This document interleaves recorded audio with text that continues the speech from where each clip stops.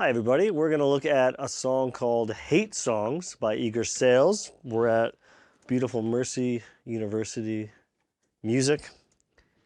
And let's check out a little bit of this.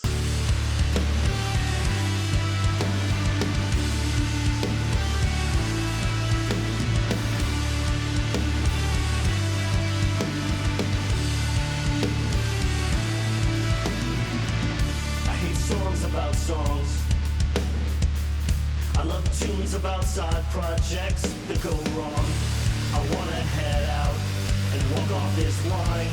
'Cause nobody here wants to talk about gear, what pedals I use.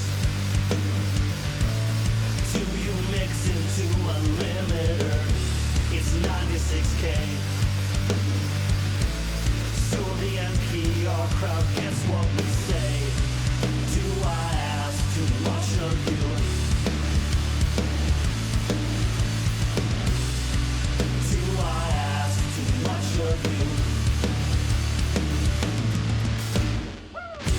Nice. Okay, so this is a song by Eager Sales. Full, what's the word? Full, whatever. No, I'm already messing this up. It's my band. So this is a band I'm in. My buddy Jeremy played wonderful drums. Tim played bass. Tim Robbins and Lauren West sang some extra vocals on here. And this was mastered by Rachel Field out at Resonant Mastering in Seattle. So yeah, let's break down what we did for a mix. So these are the drums.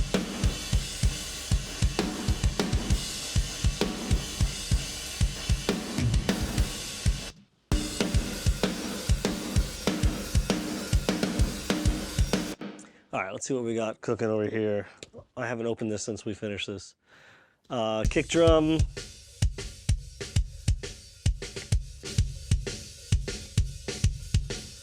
All right, so we got the slate gate doing a lot of work. It's pretty aggressive, but working nicely to get rid of some of that bleed.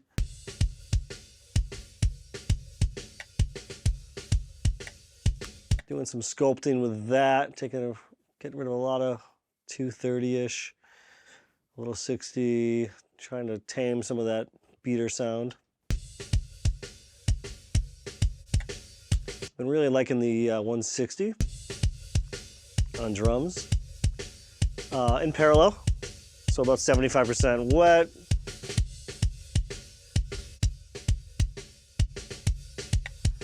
Brings up a lot of the noise and the gain's a little hot, but I like it. Little 560.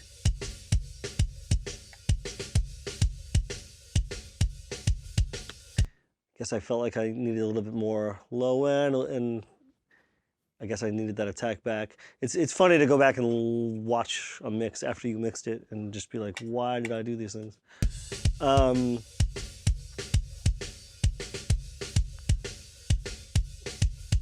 Let's see if this limiter is. Let's turn that off. That'll come later. Okay.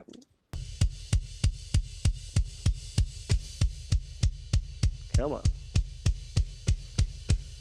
So we're doing like a dB. That's kind of the idea of this, is just to take about a dB off. I do that on a couple of different sources.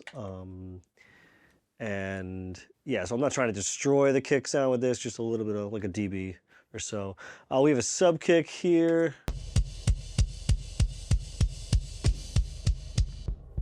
It's just the sub kick. That's to give it some low end. Let's see, let's make sure, yeah, they're in phase. That's always nice. That's always nice. Snare drum, let's see what we got going on. Let's mute these for now.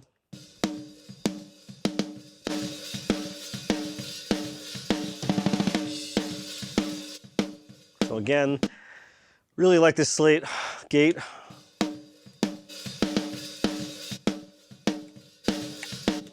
I don't need to tell you that's doing a ton. Goodness.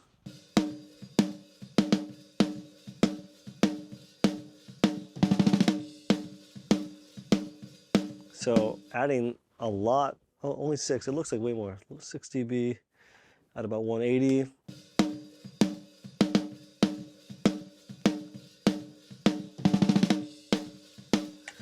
Just giving some power to that. Filtering out some 90s, some top end as well. Nice. What am I doing with the trim here? Just lowering it before it hits the SSL. It must have been clipping this a little too much. It looks like at one point I was using the 33609, but I turned that off. So let's check out the 160 here. Again, in parallel.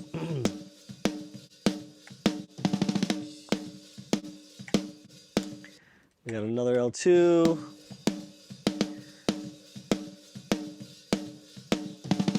Taking off a little bit. Like a dB again. You can barely see that it's working. And what is this? Nothing. Oh, I flipped a phase. Interesting. All right. Cool. Why not?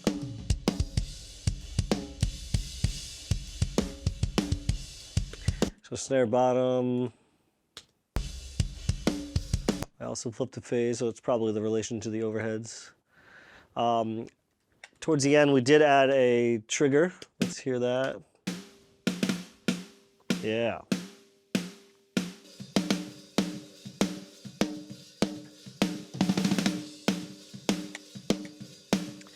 I did print that. I print my triggers so that I can see if they're same EQ as the snare. This is a trigger we made here in the studio. So we made them, and then it can have the same decay in the room. So this looks like it was okay. It looks like I missed maybe a few hits. So what I do is I print the trigger, and then I'll go through and make sure it actually, I'll make sure every hit is actually, being triggered properly. Looks like we only use a snare trigger though. Let's hear these toms. So we edited the toms, so just to unmute when they're not playing. So let's see what we got here. Oh, you know what? Let's go back and just see these reverbs real quick. So snare top.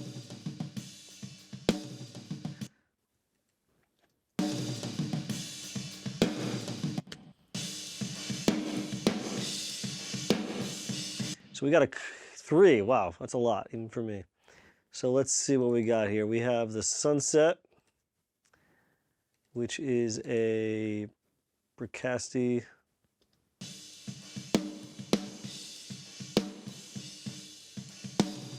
That is the Chambers 1.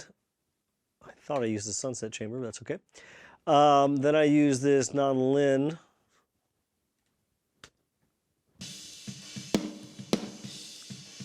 Kind of gives it that like 80s, but almost just like a slap. And then this is brand new to me, this Dirty Dog. It's actually kind of another non-Lin with a gate.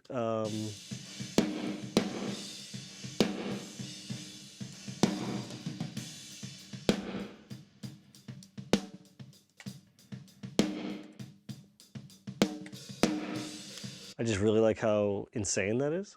So that's all 3 together.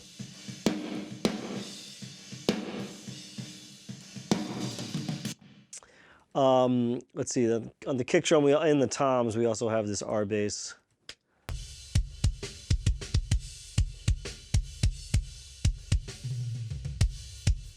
So that's without that. That really fills out the low end to me. Same thing that's on the toms. I use that Dirty Dog reverb on the toms as well. Let's go back to the toms. Let's see, let's go over here. Let's just go to this tom part here. Oh, holy moly. Let's see what we got going on here. Let's do... Yeah, why not? That's simple.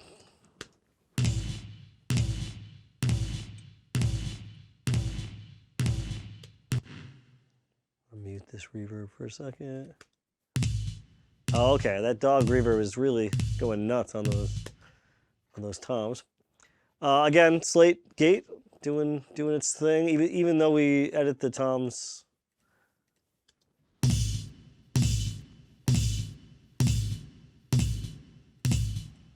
Little CLA. Really, just turning this on already does so much. I turn off the reverb here and the gate. 160s in parallel. Little EQ. It's probably somewhat different. Yeah, somewhat different.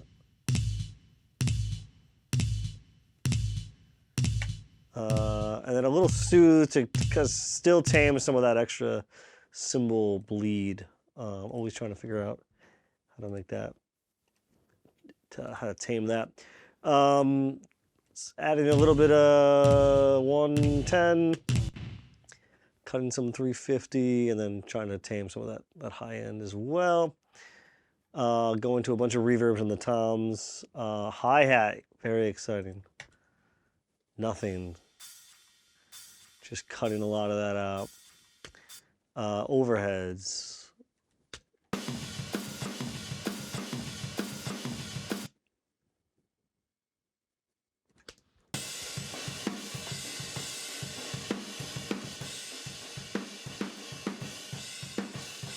So cleaning up some low end mud, 60, taming some of the cymbals at 6K. We got RS 124. It's one of my favorite compressors in parallel.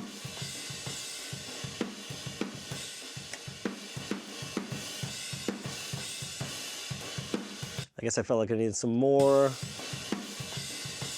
This is not in parallel. And then some soothe. Big fan of soothe on vocals, really on almost everything. I love that plugin.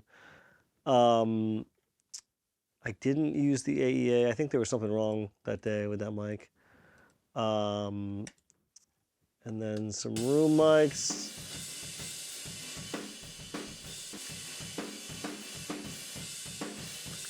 Cleaning up some low end there. Same compressor.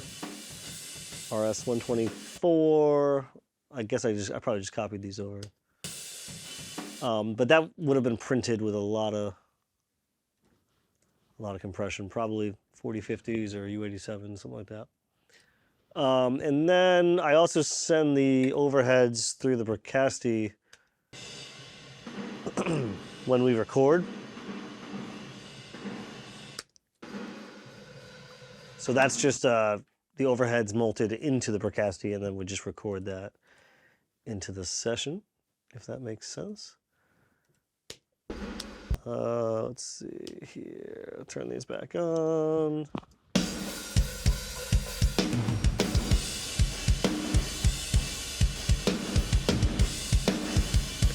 So I have my close mics, so all my, not the snare trigger, that was added really late in the game.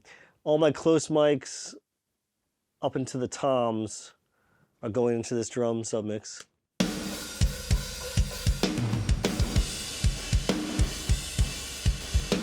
So a Pultec, adding a little high end, that's really it.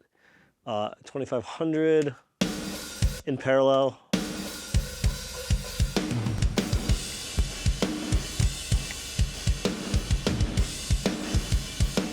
An inflator.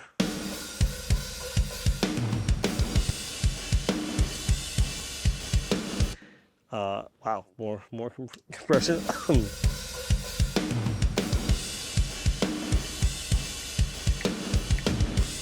Very subtle, but I'm just mixing that in about 25%.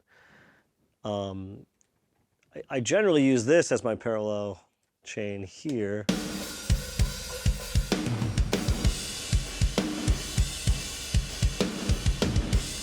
And that would be, yeah.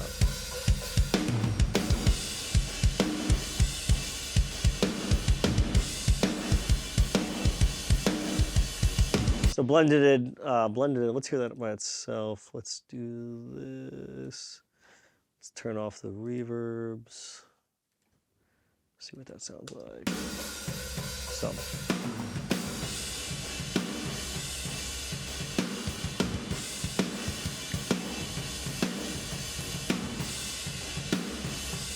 So that's all the close mics going into that. Actually, we should turn these off.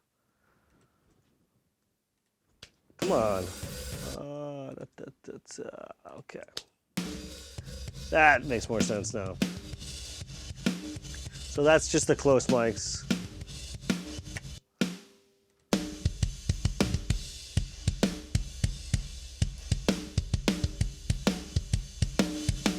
There we go. Now we can hear that.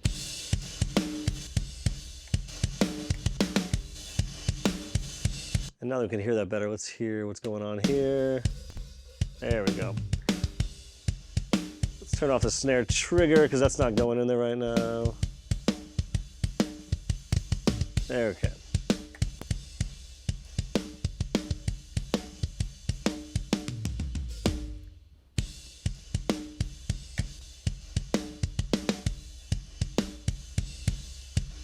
I think that makes a lot more sense now that we turned off the room mics. And then I have all the room mics and the close mics go into this final drum bus. I call it my kind of like my master, drum master. It looks like I wanted a little bit more high end out of the whole kit.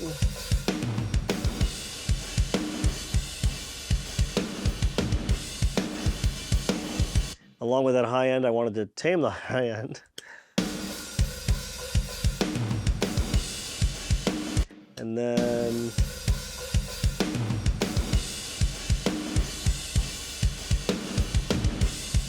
so this is probably towards the end of the mix. I just needed like a little bit more out of the drums. So that makes sense. Yeah, like I said, it's interesting to go back and look at what you did. I turned off limiters here.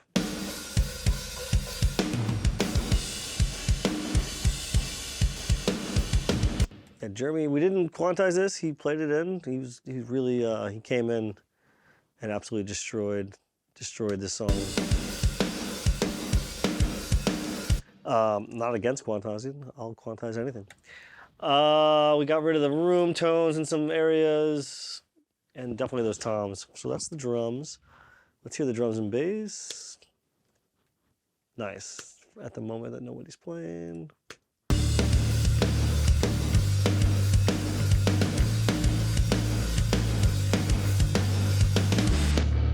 Okay, so Tim played some wonderful bass. We just did DI, and then we went into a couple of things here. Let's hear it.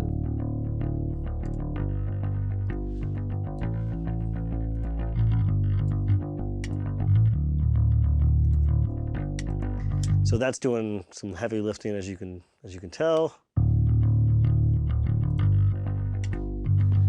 Pretty much nominal, a little bit more treble.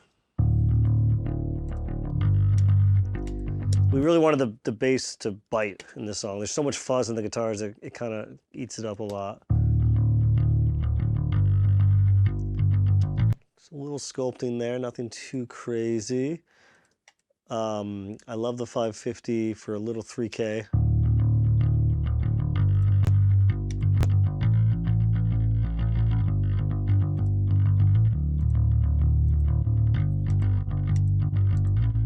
Subtle but nice. Let's see. RC compressor, one of my favorites. If you know me, you know I love this. If I had to just use that, I probably could. It's great. A little CLA bass. This gives you that super clicky, over compressed thing. It's nice. Cleaning up some of that. This is some pick noise you can kind of see. I'm trying to get rid of that. I think when we did like some car mixes, the low end was just insane. So we carved some more out of that. So no amp for this, just a DI and then this amp, of course. Some soothe.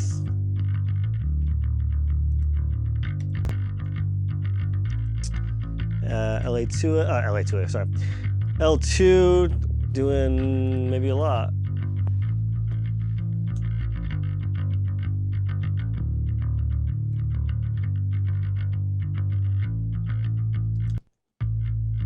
Maybe not that much.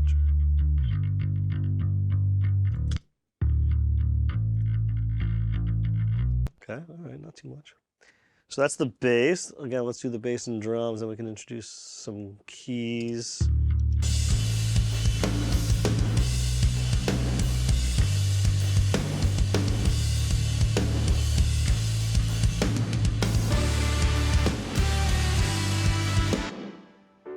So some piano. This is just Alicia Keys piano. That's loading weird today.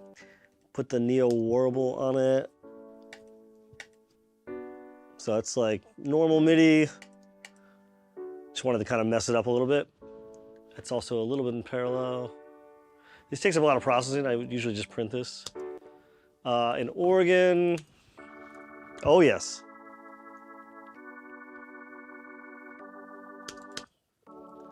The kind of cool thing is changing the Leslie speed. Yeah. So this would go between slow and fast.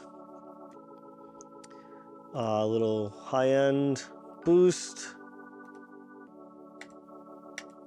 These are noisy, but they're really cool, these Abbey Road Presence boosts. And again, just cleaning up some of this sub-lows. You wouldn't know it, there's an acoustic guitar in this song.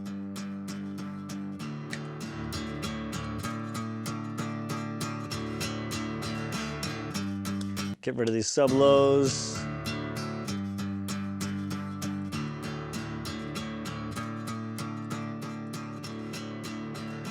I was really into this at the time.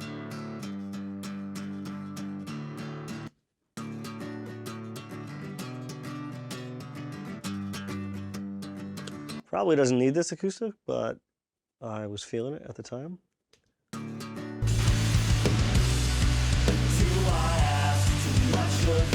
You can kind of tell it's there. All right, some fuzzy guitars.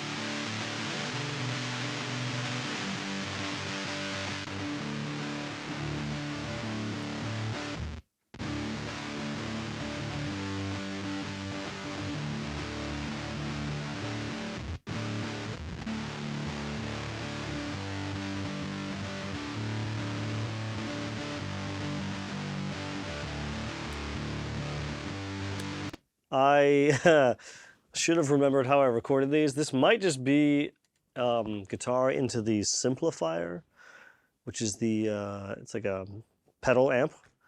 I don't remember them. The fact that it's just mono probably means that, because if I were to mic it up, I would use at least 2 mics. So let's see what we got here.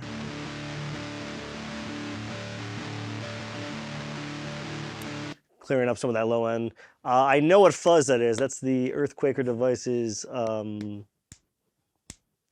data corruptor, which there's a fuzz in there, which is pretty wild.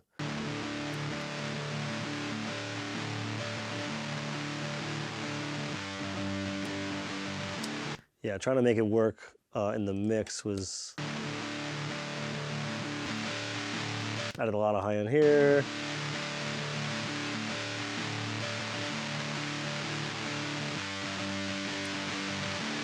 So I just added a little bit more towards the end of the mix.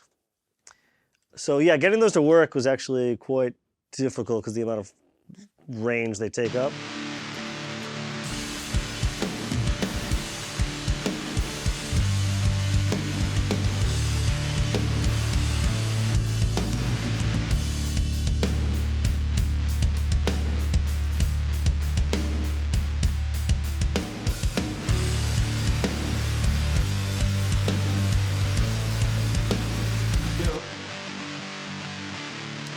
So yeah, making that fuzz work was pretty wild.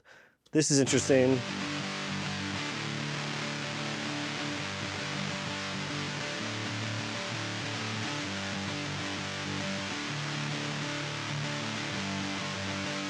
So let me just turn on the vocals to show you what this is doing. Come on, there's a lot of vocals here. Okay. So we got. Who wants to talk about? Oh, let's mute them actually. Who wants to talk about?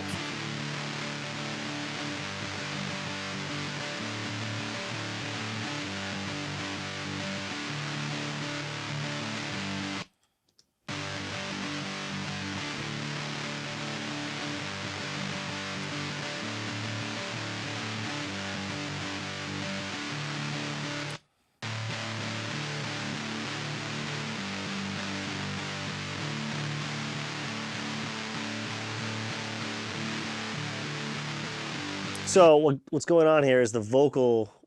It's a delay sidechain, but the vocal is triggering this multiband compressor to turn down when I'm singing.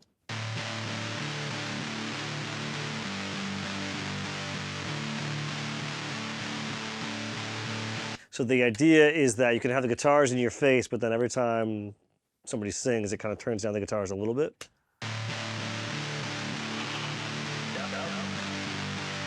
So there's no real lyrics here till here. I told you that the post-rock was dumb. You didn't believe me, and now I am done. So the idea is, turn down the vocal, turn down the guitar for the vocal. You could automate that, but this does a really nice job of kind of doing that for me.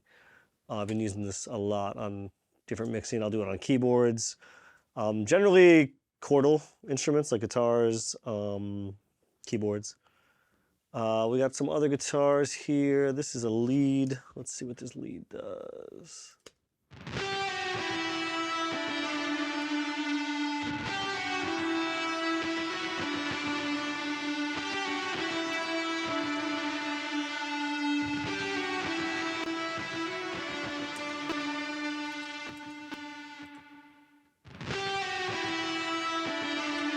A little sculpting there, and then really leaning into this CL3A to get that guitar pushing against the compression vibe. Let's hear that one more time. Let's hear this one.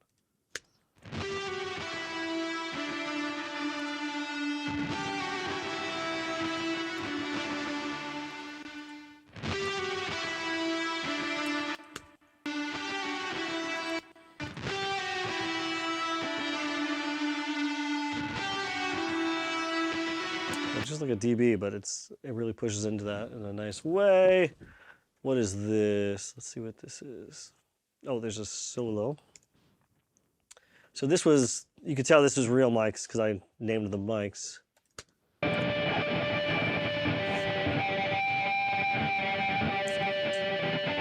Right.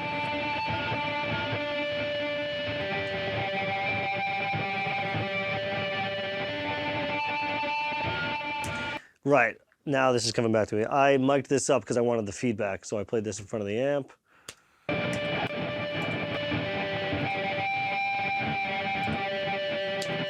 And it's right. And this comes under the bridge too, so that's why I wanted this to be turned down when the vocal was doing its thing around this area. Yeah. I also sent this through a lossy plugin, which, let's see if I can, there it is. But I printed the lossy because sometimes it's unruly, so I like to print it and just have it do what it does. That's the lossy settings. I'm gonna get rid of that. I don't want it to be there twice. But we can hear the lossy on its own. Yeah. That really like broken.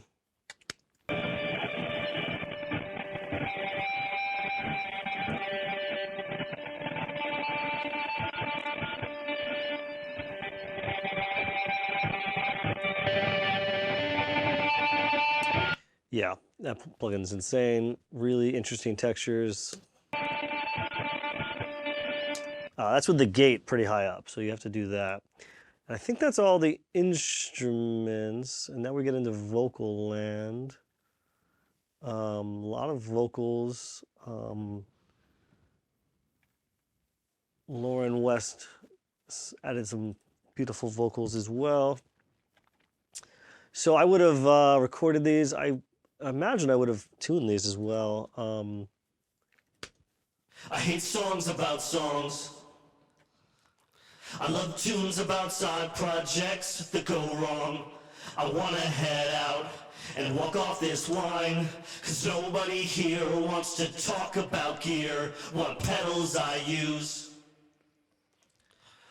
Do you mix into a limiter? It's 96K. So the NPR crowd gets what we say. Do I ask too much of you? Do I ask too much of you? So usually I would clean up these vocals even more and kill the dead air, but I wanted these vocals to be extremely raw, as you can hear. Yeah, again, I would have tuned these. A little bit of just filtering the low end just to clean that up. A little bit of compression as well. I wanna go home and watch the West Wing and cry with you. Chess pieces on the fireplace, coleslaw left out on the fire escape. And then we're really getting the distortion from the sub here. I wanna go home and watch the West Wing and cry with you. So we got a little more Chess EQ. pieces on the fireplace, coleslaw left out on the fire escape. So adding a ton of distortion with that. I wanna go home and watch the West Wing and cry. I turned off a 1176 at one point. I wanna go home and watch the West Wing and cry with you. Some de-essing, some more soothe. I wanna go home and I think I use soothe more than anything. I wanna. This isn't doing too much. What else is on the vocals here? I wanna go home and watch the West Wing and cry with you. Chess pieces on the fireplace. This is. Oh, these are just like talking vocals here.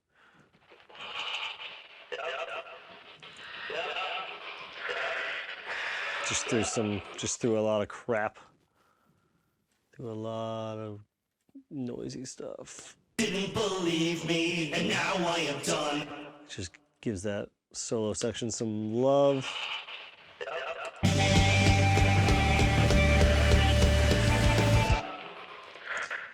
Who knows why? Who could say? Who could say? I think those are panning too. They automate. Yeah, they can. And then we get into some background vocal stuff. Do we ask too much of you? Yeah. In the last chorus, what is this? Do I ask too much of you? I believe this is just a low. Very still. Yeah. And shook his head. What is this? This is more backgrounds. Oh no. So that's Lauren. Wonderful Lauren West. Do I ask too much of you? Do we ask too much of you? Do I ask too much of you? So I'm just compressing her a little reverb, but then she is going to the vocal bus. So everything you saw on my vocal bus is now on her as well. Do I ask And shook his head. If it's not We had some students here at Mercy do some gang vocals. Let's hear those. Let's hear these. Do we ask too much of you? Oh yeah. Left the reverb on. Nice. I love it. Deverb. Going into here. Do we ask too much of you? Yeah, just really smashing these.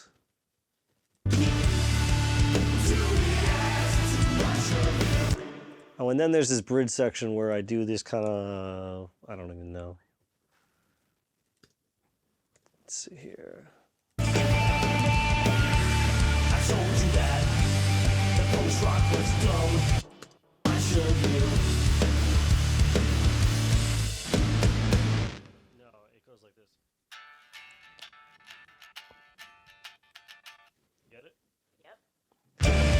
that's just a little bridge section. I was really into Lossy when I made this mix, apparently. And then lastly, we will just look at the tubas.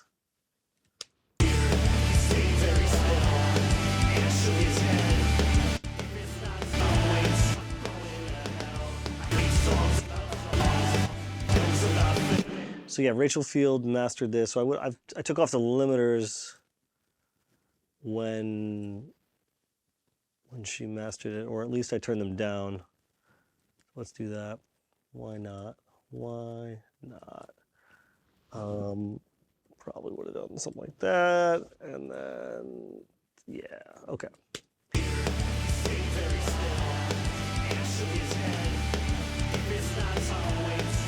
So a little bit of this EQ. Not too much, adding a little bit of presence. This is turned on. No, I guess that's on. Oh no. Yeah, that's off. Little bit of a shelf at 20. That's not doing much. The Phoenix is doing quite a bit.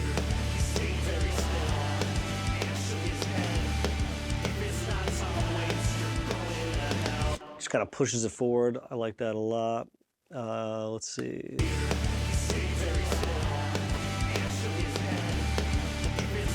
So a little bit of 8K, opening the whole thing up. This also makes it a little bit wider, a little louder. Really like what that does. SSL.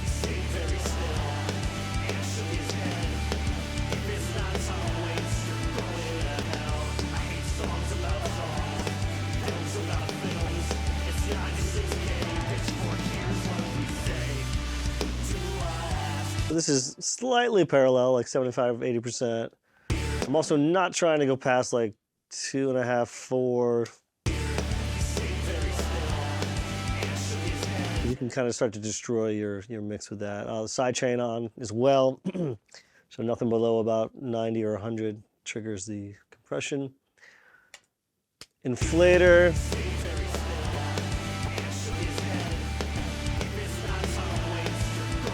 Gotta be careful not to drive this thing too much because it'll start to distort too much.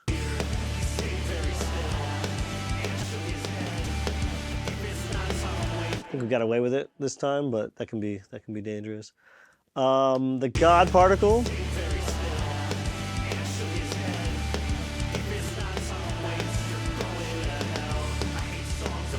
You gotta be really careful not to hit the input on this too hard.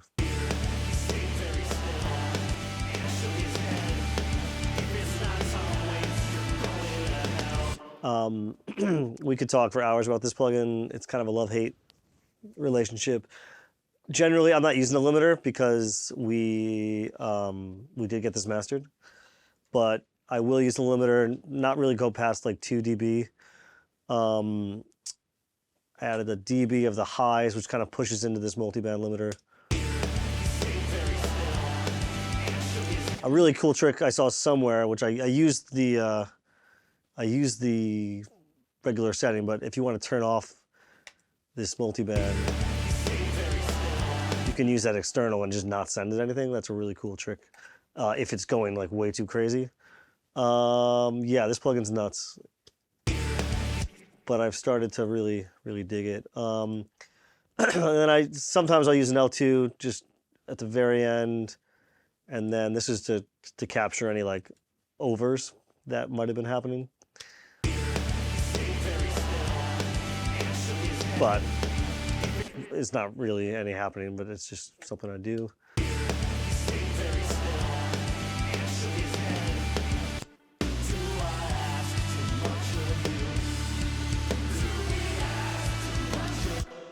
So yeah, that is...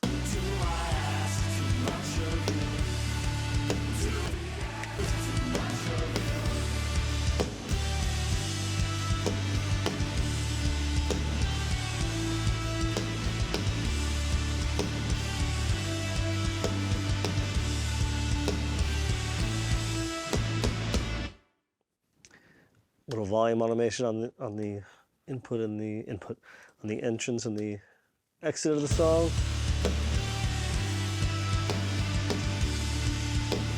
And there you go. Thanks for watching.